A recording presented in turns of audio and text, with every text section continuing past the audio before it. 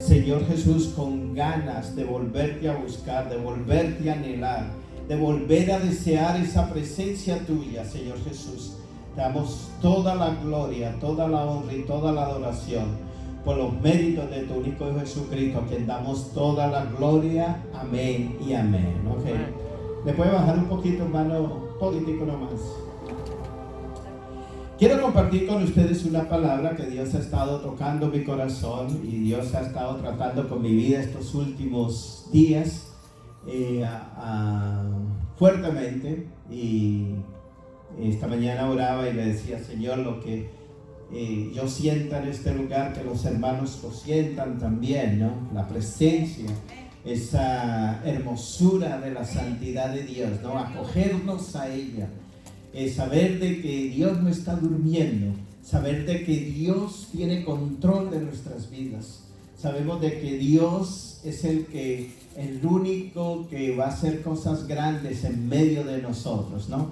Entonces, el enemigo número uno de nosotros es la mente. La mente ocupa dos pensamientos grandes: el pensamiento positivo y el pensamiento negativo. Y hoy en día, a través de todos estos problemas, a través de todas estas circunstancias que estamos atravesando, muchos hemos perdido el enfoque, ¿no? Muchos hemos como que si Dios estuviera dormido, como que si Dios no tuviera control. Pero déjame decirte una cosa: Dios tiene control. Amén. Dios sabe lo que Él está haciendo. Él es soberano y Él en este momento se está tratando con su iglesia, está tratando con el corazón de cada uno de nosotros. Y quiero que me acompañen al libro de Primera de Reyes, capítulo 18. Primera de Reyes, capítulo 18. Pero vamos a ver un personaje importante. Vamos a ver un personaje bien importante. Primera de Reyes, capítulo 18. Cuando lo tengan pueden decir amén, y en reverencia a la palabra de Dios nos ponemos en pie.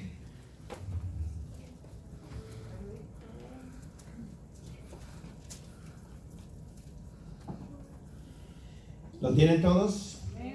Primera de Reyes, capítulo 18, versículo 20 al 22. Dice: entonces Acab convocó a todos los hijos de Israel y reunió a los profetas en el monte del Carmelo. Y acercándose Elías a todo el pueblo, dijo: ¿hasta cuándo claudicaréis vosotros entre dos pensamientos? Dice: si el Señor es Dios, seguidle, y si Baal, id en pos de él. Y el pueblo no respondió palabra. Y Elías volvió a decir al pueblo: solo yo he quedado profeta del Señor, pero de los profetas de Baal hay 450 hombres. ¿Ok? Pueden tomar sus asientos. Escuchen bien. Había un conflicto aquí bien grande. Una decisión que acá tenía que tomar. Estaba en medio de una situación. Estaba en medio de un conflicto. Entonces dice la palabra de Dios, ¿no? Entonces acá convocó a todos los hijos de Israel. Le dijo: vengan, vamos a reunirnos todos. Y eso a lo mejor requirió de algunos días, probablemente de semanas, para poder reunir a todos ellos. Y entonces convocó a todos los hijos de Israel, reunió a los profetas en el monte Carmelo. Y acercándose Elías a todo, escuche bien lo que dice, a todo el pueblo, dijo: ¿hasta cuándo claudicaréis entre dos pensamientos? Si el Señor es Dios, seguidle, y si Baal es Dios, pues síganlo a él, ¿no? Y el pueblo no respondió palabra. Hay veces y hay momentos que nosotros tenemos que tomar una decisión.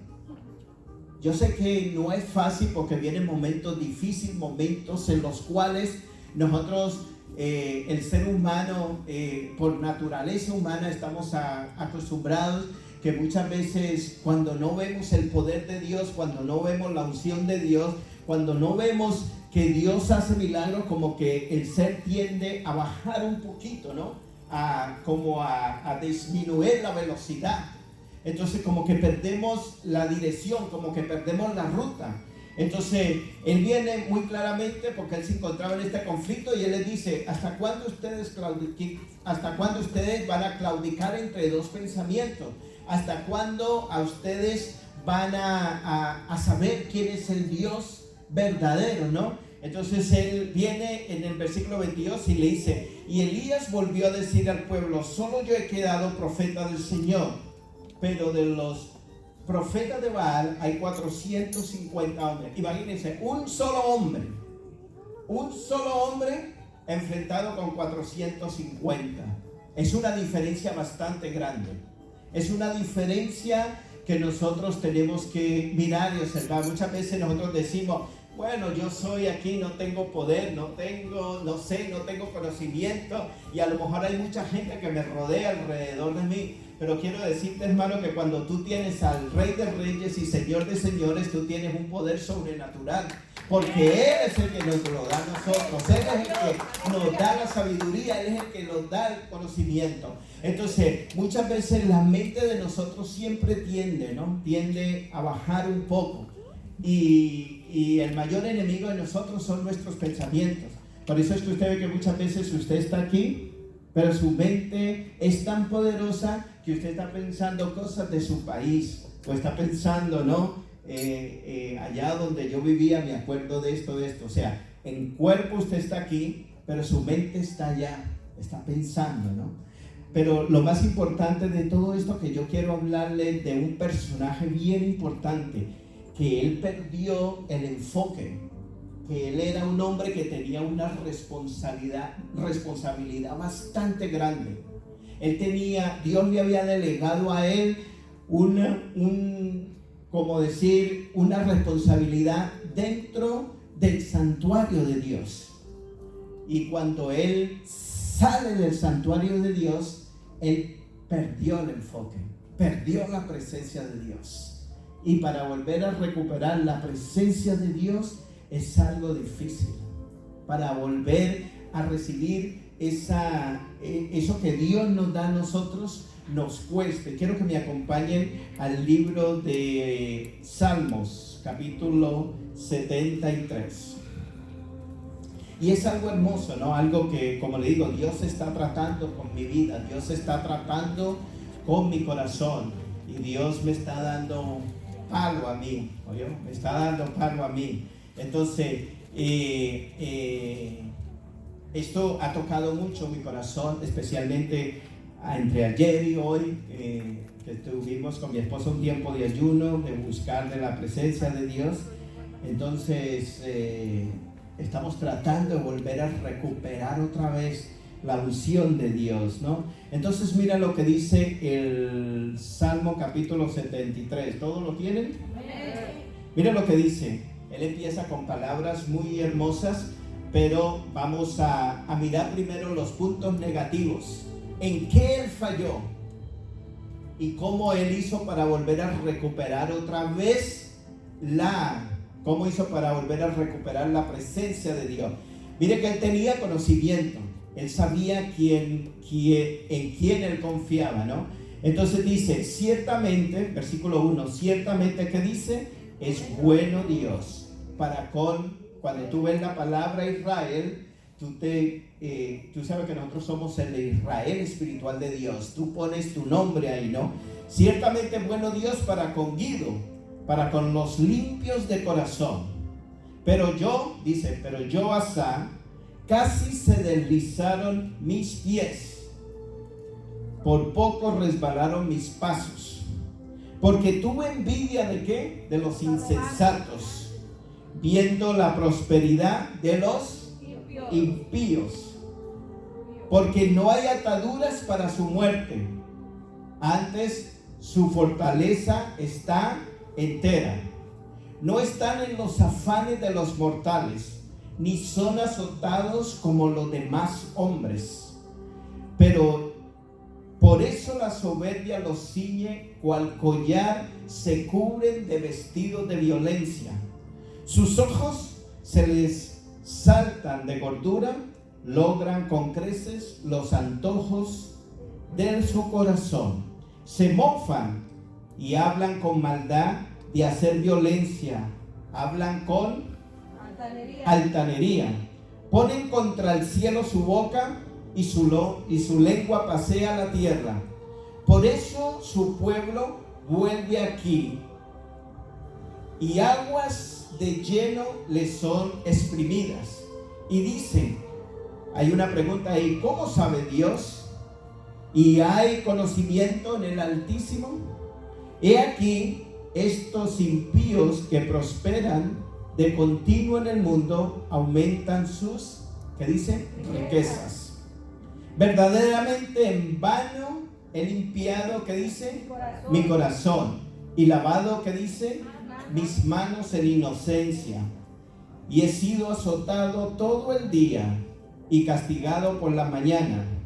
Si yo dijere, hablaré así, he aquí engañaría a la generación de tus hijos, ¿no? Cuando pensé para entender, esto me resultó demasiado, ¿qué dice? Doloroso para mí. Hasta que dice, entré en el santuario de Dios, allí comprendí el fin de ellos. Ciertamente los has puesto en lugar resbaladizo, los harás caer en su propia destrucción. Como han sido asolados de repente, son totalmente consumidos por el terror, como sueño del que despierta. Así, oh Señor, cuando despertares, menospreciarás su apariencia.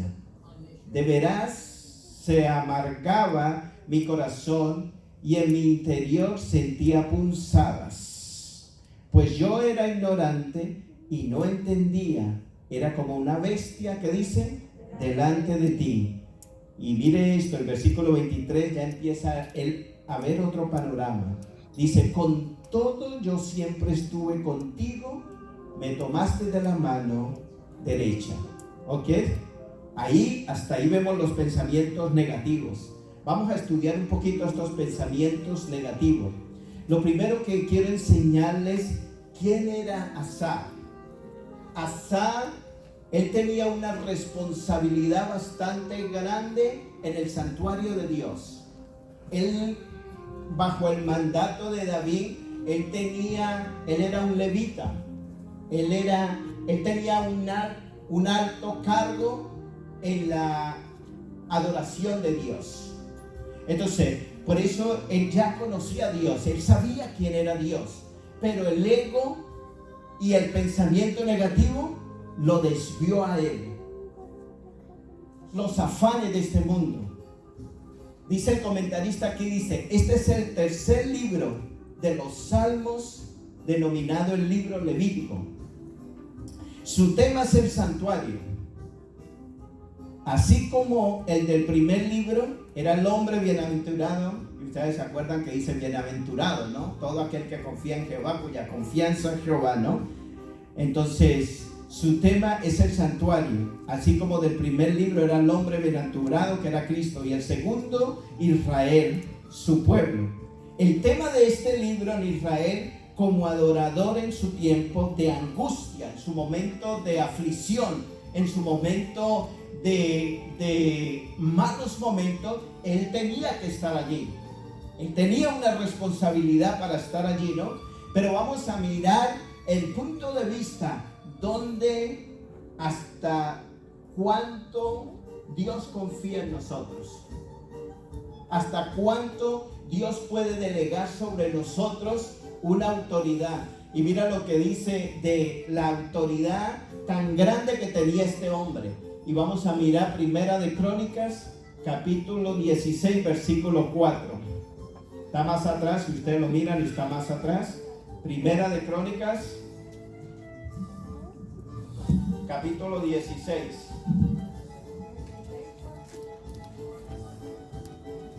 Y no se me pierdan de ahí de Salmo 73.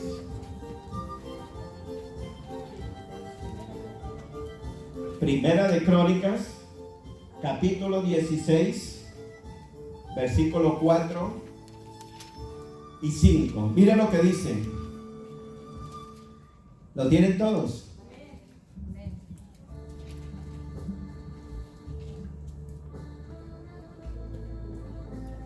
Mira la responsabilidad que tenía este hombre. Y puso, versículos 4 y 5, y dice, y puso delante del arca del Señor ministros de los levitas, para recordasen y confesasen y lo hacen al Señor, Dios de Israel. Asá, escuche bien, Asá, el que escribe este libro, ¿no? El Salmo 73. El primero, Asá el segundo. Después de Zacarías, Jeliel, Semiramón, Jehiel, Matatías, Eliabá, Benanías, Obededom y Jehiel, con sus instrumentos de salterio, de arpas, mas Asá tocaba los címbalos. Benanías también y Jezaíel, sacerdotes, tocaban continuamente con trompetas delante del arca del pacto de Dios. La palabra continuamente significa que él era el responsable por la adoración que Dios había delegado en él, por la unción que estaba depositada en él. Él tenía que adorar a Dios en la mañana, él tenía que adorar a Dios en la tarde y él tenía que adorar a Dios en la noche. Él tenía una responsabilidad. Él sabía cuál era el rol que jugaba él en el santuario. ¿Sabes una cosa, hermano? Cuando nosotros nos salimos del santuario de Dios, nosotros perdemos la comunicación con Dios. Por eso Dios a nosotros no nos puede entregar un ministerio o no nos puede delegar una función, porque Él sabe que a lo mejor nosotros le vamos a fallar. Pero es en su simple misericordia de Él, Él siempre nos está cuidando a nosotros. Entonces, la responsabilidad de cuando Asá tocaba los címbalos, las trompetas, las arpas, el peso de Dios, la gloria de Dios caía en ese lugar. El poder de Dios, la unción de Dios era tanto que resplandecía en ese momento. Entonces, si volvemos otra vez al capítulo 73 de los Salmos, por eso la mente humana, y especialmente en estos días que estamos pasando, hemos perdido el enfoque. Hemos tenido la tendencia de que hemos estado a lo mejor un poquito desanimados. Pero mira cómo empieza él el versículo 21. Dice, ciertamente bueno Dios para con nosotros, para con los limpios de corazón. Pero yo, Asá, dice, casi se deslizaron mis pies, por poco resbalaron mis pasos. Asá fue el líder de la adoración bajo el mandato de David. Versículo 3, porque tuve envidia de los insensatos, viendo la prosperidad de los impíos. Asá, perplejo con el problema de que los impíos prosperen y los hijos del reino sufren, aprende la lección de que fuera del santuario, escucha bien, aprende la lección de que fuera del santuario la mente se distrae y el corazón se inquieta, pero por dentro todo es paz. Y al mirar adentro se desconcierta al mirar afuera, se confunde al mirar hacia arriba y al mirar hacia arriba se consuela. El problema de Asá era el ego. La preocupación por el ego siempre conduce a la distracción espiritual. Los hombres han tratado siempre de mejorar el ego pero siempre han fallado. Incluso el hombre cristiano falla cuando procura mejorar el ego. El ego solo puede ser vencido cuando nos escondemos en Cristo. Hay pensamientos en nuestra vida que nos causan a nosotros problemas serios espirituales dentro de nuestro corazón. Perdemos el enfoque de Dios, perdemos la gloria de Dios, perdemos la unción de Dios. Eso crea muchas veces raíz de amargura en nuestros corazones. Eso crea en nosotros muchas veces resentimiento en nuestros corazones. Eso crea en nosotros muchas veces odio. Eso crea en nosotros muchas veces ego en nuestras vidas. ¿Por qué? Porque hemos perdido la guía del Espíritu Santo de Dios. Entonces mira lo que dice el versículo 4, dice: porque no hay ataduras para su muerte, antes su fortaleza está entera. Cuando uno se enamora del ego, entonces el juicio espiritual fracasa. El juicio espiritual fracasa. Asa cayó en la antigua trampa, y en primer lugar la prosperidad. No es el propósito de la redención, la salvación, es el propósito. Lo importante no son los bienes materiales, lo importante es la lucha que nosotros tenemos con la salvación. Él había perdido la comunicación, él se había desviado de los planes de Dios. El mismo ego lo llevó a él a salirse del santuario, a salirse de la bendición, a salirse de la unción de Dios para mirar las cosas del mundo. Él miraba a los insensatos, él miraba a los que prosperaban, él miraba y decía: pero ¿por qué estos prosperan? ¿Pero por qué estos siempre están a lo mejor? Cada día prosperan y prosperan más, y los hijos de Dios, en vez de estar en bendición, están cada día más como derrotados. Entonces el ego lo llevó a él a salir de allí. Lo llevó y lo sacó de los propósitos de Dios. Mira lo que dice: por eso la soberbia los ciñe cual collar que se cubren de vestido de violencia. Asá dice que los impíos constantemente participan en la violencia, con pocos resultados negativos. Esto lo llenó de soberbia, y en lugar de traerle destrucción, parece que se le da recompensa. Versículo 7 dice: sus ojos se le saltan de gordura, logran con creces los antojos de su corazón. Estas declaraciones muestran que Asa lo ha pensado mucho. Debido a su preocupación por sí mismo, Satanás ha infiltrado en gran manera su alma. Una de las mayores armas de Satanás es convencer al cristiano que al vivir para Dios está perdiendo lo mejor de su vida. Eso es trampa del enemigo, que está perdiendo lo mejor de su vida. Sin embargo, debemos recordar siempre que Satanás es un mentiroso y padre de la mentira, y él siempre miente desde los comienzos. Asa, dice: sus ojos se saltan de gordura y logran con creces los antojos. Satanás pone pensamientos en nuestra mente, en nuestro corazón, y dice: mira, si ves, yo le sirvo a Dios. Si ves, entre más busco a Dios, más mal me va. Si ves lo que está pasando ahora, lo que está sucediendo ahora, eso no es de parte de Dios.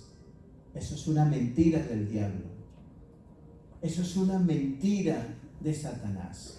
Satanás siempre quiere que nosotros veamos a Dios como nuestro enemigo, como que Él es el causante de nuestras tragedias, que como que Él fuera el que todo lo que está pasando en este mundo, como que toda la culpa se la echamos a Dios, cuando el que rige este mundo es Satanás.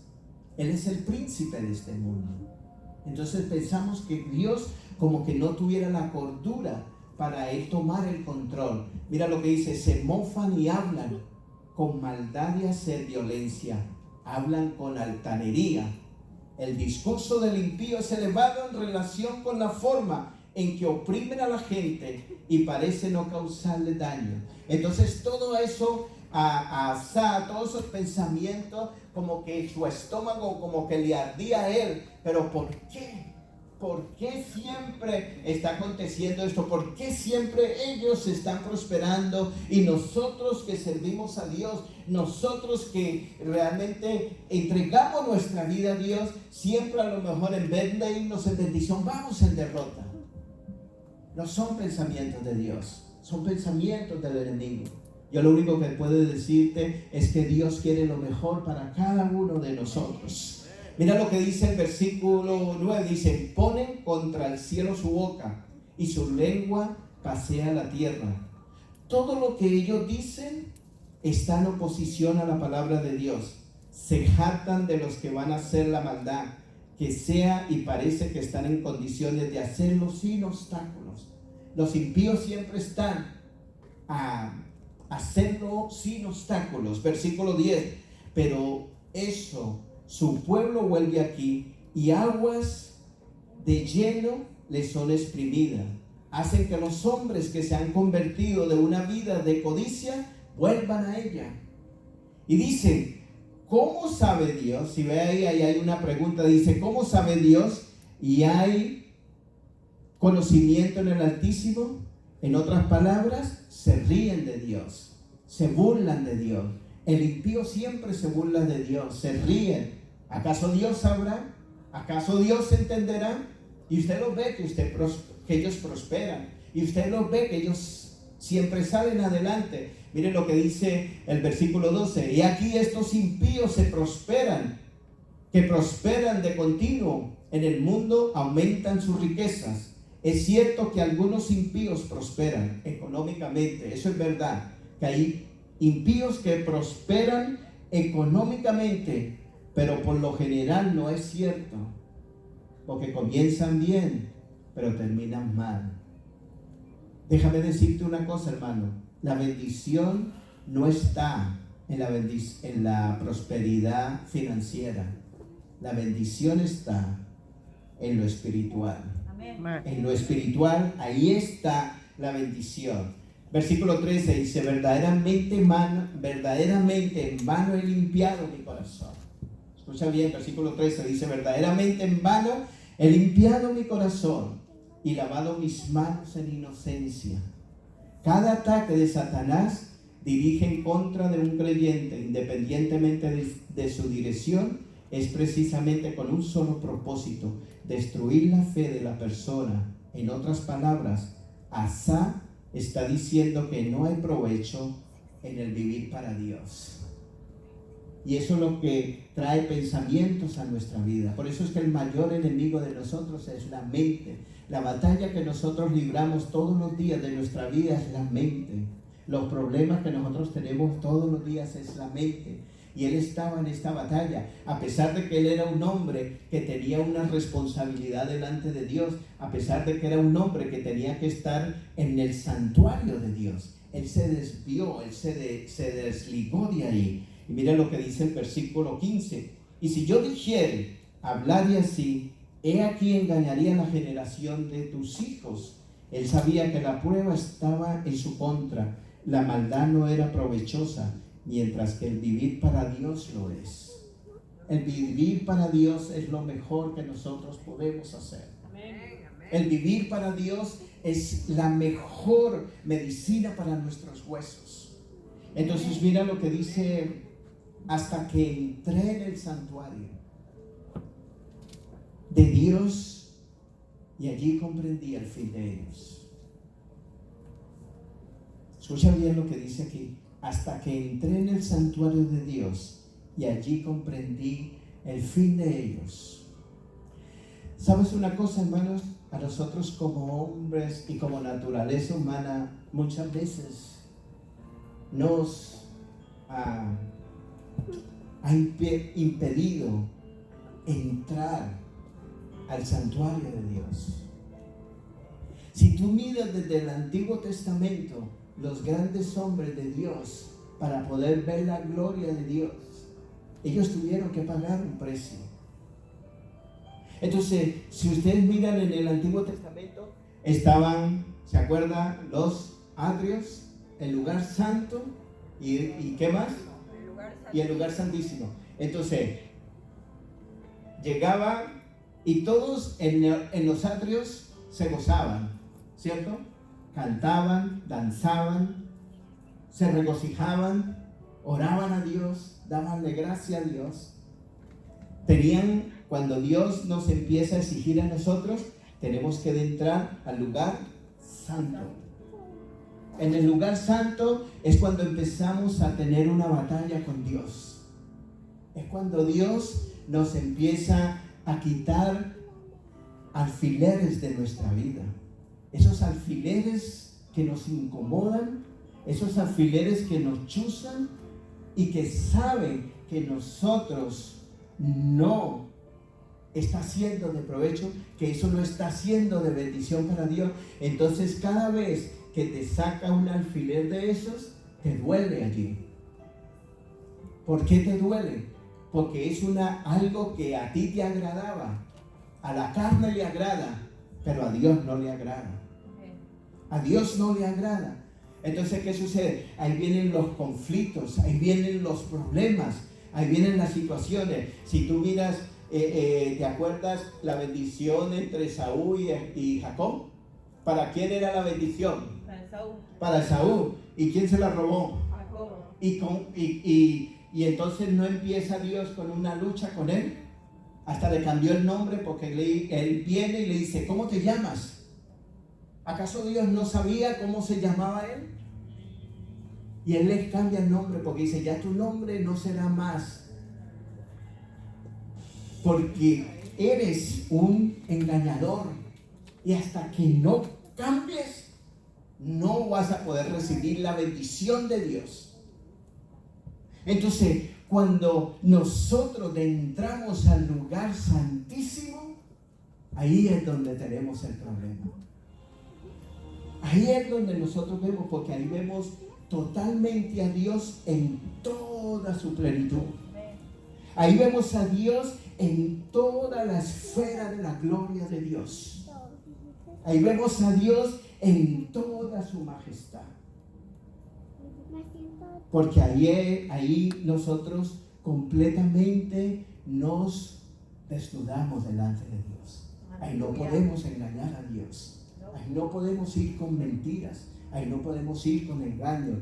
Ahí no podemos ir porque a lo mejor yo tengo pleitos o problemas con el hermano. Ahí yo no puedo ir así. Porque la palabra de Dios en los Salmos dice, ¿quién